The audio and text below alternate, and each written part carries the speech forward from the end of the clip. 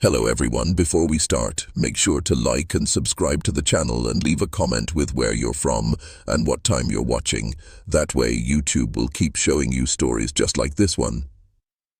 The photograph looks innocent enough, dusty, black and white, a man in a plain coat holding hands with a girl. They're standing in front of a wooden shack, the corners sagging, the window cracked like a spider web. But if you look close enough, really look, you'll feel it. There's something wrong in the way he holds her hand. Too tight, too proud, like a husband with his wife. This isn't just a forgotten family photo. It's a window into the most disturbing American bloodline you've never heard of. A man who was born from incest and chose to marry a 12-year-old girl who was also his own niece. This story is real. It was hidden in local records, buried under years of shame, and spoken about only in drunken whispers at the edge of town. And once you hear it, you won't be able to forget it. It begins in the hollers of Kentucky, in a place where birth records meant nothing and last names were recycled like old furniture. A place where generations folded in on themselves, where cousins became siblings and mothers became grandmothers by the time they were 28. This isn't a story about judgment.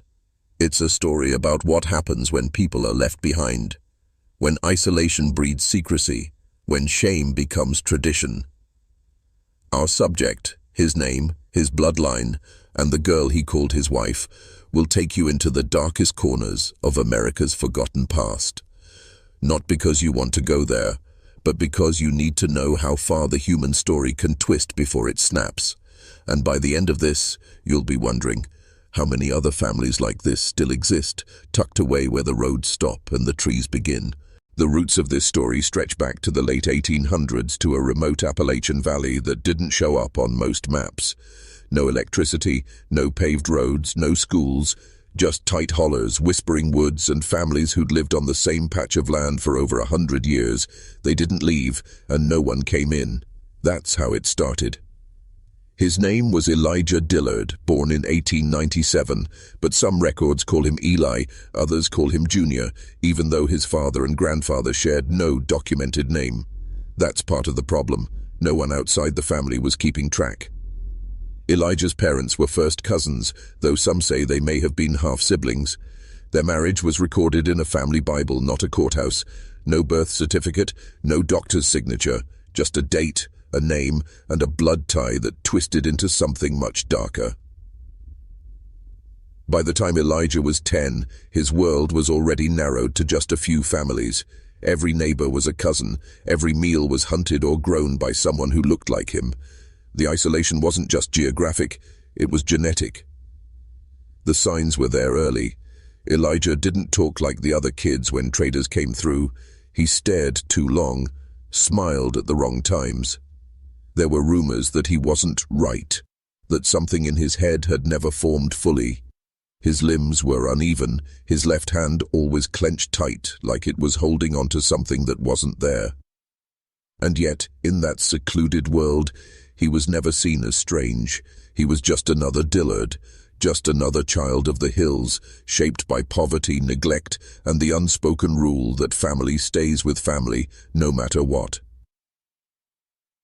By 14, Elijah had already fathered a child. The mother was his second cousin. By 17, he had two more, this time with a girl whose name was never written down. She disappeared soon after. Some say she ran. Others say she didn't make it through illed birth. Either way, no one asked questions. And that's the tragedy of it. When a community collapses in on itself, the boundaries disappear. Right and wrong get replaced with what's familiar, what's available. Love isn't chosen, it's inherited. Elijah grew up believing the blood in his veins was sacred, no matter how twisted it became. She was born in the winter of 1915 during a snowfall so heavy it buried the fence posts. Her name was Clara Dillard, Elijah's niece by blood and daughter to his half-sister. Her mother died just after giving birth. The official cause was fever, but locals whispered of other things. Things you don't say out loud when you know the family still carries a shotgun in the barn. Clara was raised in Elijah's house. He was nearly 20 by then, but unmarried and already thought of as off. People said he had a fondness for Clara from the moment she could walk, not like a father, not like an uncle. It was something else, something you could feel in the way he watched her, possessive, patient, like he was waiting for her to grow into something he already believed belonged to him. She called him Uncle Eli, but that didn't last. As she grew older, the house got smaller. He moved her into his room by the time she was 10. There was no schooling, no church, no one to intervene. The only people who might have said something were blood relatives, and they'd already taught themselves not to look too closely at what went on behind closed doors. When Clara was 12, Elijah told the family he was going to marry her. Not ask her, not court her, marry, like it was already decided. One of his cousins protested, a man named Harmon, who'd fought in the Great War and came back with a limp and a Bible under his arm. Harmon told Elijah it was wrong, that she was a child, that it was a sin. Elijah didn't yell, he didn't argue, he just waited until Harmon's chicken coop mysteriously burned to the ground that spring, with his prize hens locked inside. No one was charged, no one said a word, and after that, the valley went silent again. They held the wedding in the backyard, beneath a dying walnut tree. No preacher, just Elijah's uncle muttering a few words about family and God and keeping the things clean. Clara wore a dress that didn't fit. Elijah gave her a ring that once belonged to his mother, who was also, reportedly, his aunt. That day, Clara stopped being a child, and Elijah became something worse than a man. From the outside, the Dillard home looked like any other weather-beaten cabin tucked deep in the Kentucky backwoods, but inside, time had stopped. The floorboards creaked with rot, the windows were clouded with grime, and a smell, part kerosene, part mildew, part something sour, hung heavy in the air. Clara rarely left. After the marriage, she was seen less and less in town. When she did appear, she was quiet, slow-moving, eyes hollow. People said she looked older than her years, but never in the way a girl should. Elijah controlled everything, what she wore, when she ate, who she spoke to, which was almost no one. He claimed it was to protect her from outsiders, but outsiders weren't the danger. He was. By the time Clara was 14, she was pregnant. The child was born with a cleft palate and a fused spine. He survived only 6 weeks. Elijah buried the baby behind the house and marked the grave with a stone carved with the letter E. Neighbors whispered again, but whispers were all they had. No sheriff came. No doctor was called. No one filed a complaint. That's how generational silence works. It teaches people to bite their tongues so hard they taste blood. Elijah grew more paranoid. He boarded up the windows, locked the doors with chains, and began sleeping with a rifle by the bed. He was convinced someone would try to take Clara from him. But no one did. Clara gave birth again at 16, this time to a girl. Then, another 2 years later, each child bore the weight of the family's twisted legacy, one with a lazy eye and a clubfoot, another who never spoke. Doctors today would call it genetic collapse, the inevitable fallout of incest compounding across generations. Elijah didn't care. He believed the bloodline was pure, even as it crumbled in front of him. He taught the children that the outside world was evil, that strangers were liars, that the only true was family, and that family meant loyalty, no matter what happened behind closed doors. Clara stopped speaking much altogether, not out of defiance, out of resignation, out of numbness. She had become a ghost inside her own skin, not a wife, not a mother, just a vessel for the continuation of a family tree that had long since rotted at its roots. If you're still watching, you're already braver than most. Tell us in the comments, what would you have done if this was your bloodline? By the 1940s, the Dillard family had become a legend, and not in a good way. Locals called them the Hollow Hill people, and children were warned not to wander too close to their land. Some believed the Dillards were cursed, others believed they were dangerous, but no one dared interfere. Elijah was now nearing 50. Clara, barely in her 30s, looked twice her age. The years of childbearing, isolation, and psychological imprisonment had taken their toll. Her face was sunken, her movements stiff. But she stayed, not because she chose to, because she had nowhere else to go. Their children, 3 surviving by this point, had never been to a proper school. They couldn't read. They couldn't write. They didn't even know their real last names. And that was by design. Elijah wanted to keep them untainted by the outside world. He believed the government was watching him, that city people would come and steal his family away. One of the daughters, Maybelle, began showing signs of schizophrenia by age 10. She would scream at shadows, claw at the walls, speak in riddles. Clara tried to comfort her, but Elijah saw it as a punishment. For what, he never said. But he began locking Maybelle in a shed behind the house, sometimes for days. Neighbors occasionally saw her, wild-haired, barefoot, eyes darting like a trapped animal. They'd ask questions, soft ones. "Everything all right over there, Eli?" He'd smile and nod, then grip the shotgun resting on his porch just a little tighter. One cold November night, Maybelle vanished. Elijah claimed she wandered off into the woods. They searched for 2 days, found nothing but a blood-stained ribbon near the creek. No body, no explanation, no arrest. Clara wept for a week, then went silent. She never spoke her daughter's name again. That winter, something shifted. Elijah stopped going into town, stopped hunting, stopped answering the door. The house grew darker. The remaining children, mute, pale, confused, wandered like ghosts. By then, even the locals knew something was deeply wrong, but still, no one intervened.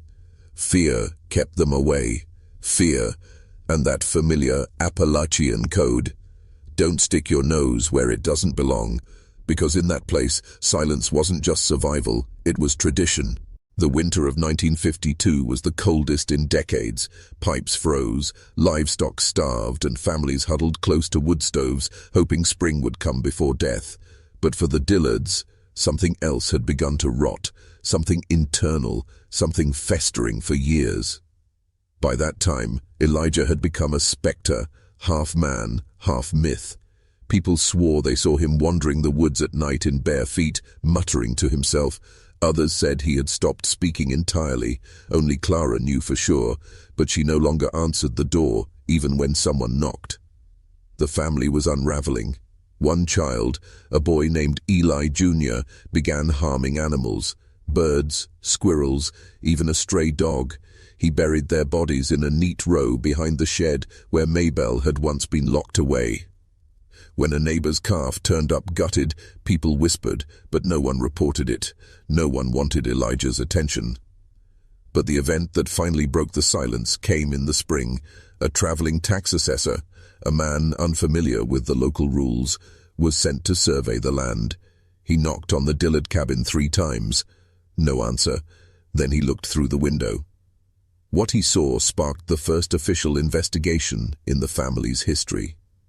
Inside, Clara was barely conscious on the floor, ribs visible beneath her skin. The 2 remaining children sat motionless in the corner, staring blankly, smeared with filth. And Elijah, he was sitting at the kitchen table, fully still, eyes wide, clutching the handle of a rusted hunting knife. Authorities returned with backup. It took 2 hours to convince Elijah to leave the house. When he did, he didn't resist. He just muttered, "They can't take her. She's mine. She's always been mine." He was arrested without a fight.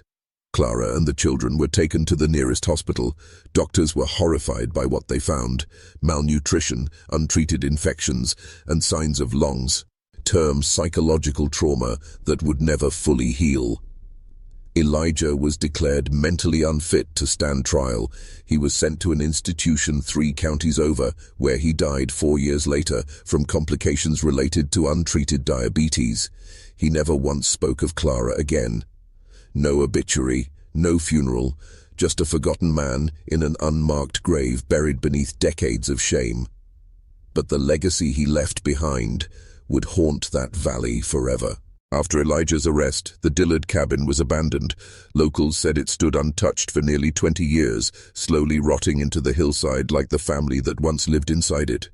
Some teens dared each other to sneak in at night, swearing they saw shadows in the windows, heard footsteps on the porch. Others claimed to find strange carvings in the trees nearby, initials that didn't match anyone still living. Clara spent her remaining years in a state-run care facility. She never remarried. She rarely spoke. When asked about Elijah, she'd only say, "He was the only one I ever knew." Her children were split up, one institutionalized, the other placed in a group home under a changed name. The Dillard surname quietly disappeared from official records, scrubbed clean, like it had never existed. But for those who remember, it never really went away. The valley itself grew quieter in the decades that followed. Some families moved out, others stayed and made sure their children knew not to talk about the past. Ask too many questions and you'd be met with silence, or worse, a cold stare like you'd just opened a door no one wanted to remember was there. It wasn't just the Dillards. That was the worst of it, yes, but there were others. Other bloodlines touched by the same rot. Families who, through isolation, ignorance and fear, collapsed inward across generations. And that's what makes this story so unsettling. Not that it happened, but that it could happen again. You see, the darkest parts of American history aren't written in textbooks. They're passed down in hushed voices, in backroom confessions, in the memories of people who still live with the scars. And when no one talks about it, when the shame is too deep and the silence too thick, it becomes tradition. The story of Elijah Dillard isn't just about one man, it's about what happens when a community refuses to look inward, when boundaries break down and blood is treated like destiny. This wasn't an accident, it was a slow descent, generations in the making, a perfect storm of poverty, ignorance, fear, and control. And somewhere out there, in a forgotten corner of the country, a house still stands. The windows are broken. The door hangs loose on one hinge. But if you walk close enough, you might feel it, that same chill that runs down your spine when you know something isn't right. Something was born in that house that should never have been, and its roots are still buried in American soil.